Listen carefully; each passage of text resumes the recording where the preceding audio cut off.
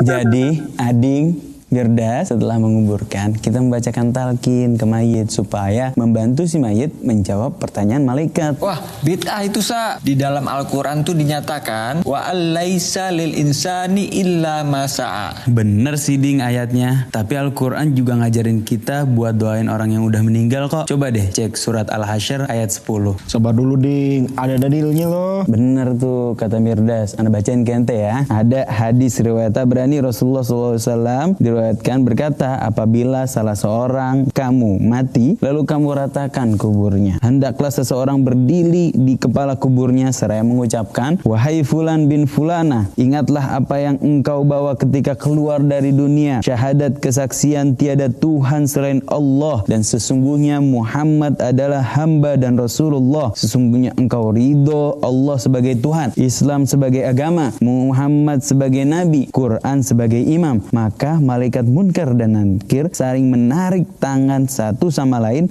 seraya berkata, marilah kita pergi. Untuk apa kita duduk di sisi orang yang jawabannya telah diajarkan? Hadis riwayat Tabrani. Hah? Kok baru denger ya? Hadis ini disahihkan oleh Al-Hafiz Ibnu Hajar, dan juga hadis sejenis ada riwayat dari Ibnu Majah, Ibnu Umar, riwayat Imam Muslim, dari sahabat Amr bin As juga ada. Hadis riwayat Abu Daud, Al-Hakim, Al-Bazar dari Utsman. Lalu hadis yang berbunyi, talkinkan orang yang mati di antara kamu dengan ucapan La ilaha illallah. Riwayat Muslim, Abu Daud, dan An-Nasai. Kalau pendapat Ibnu Taimiyah gimana, Sa? Nah, Ibnu Taimiyah menukil pernyataan Imam Ahmad dan ulama lainnya. Berkata, talqin ini boleh dilakukan. Mereka memberikan rukhsah, mereka tidak memerintahkannya. Dianjurkan oleh sekelompok ulama mazhab Syafi'i dan Hambali. Dimakruhkan sekelompok ulama dari kalangan mazhab Maliki dan lainnya. Ente mau baca, ikutin Syafi'i, Hambali,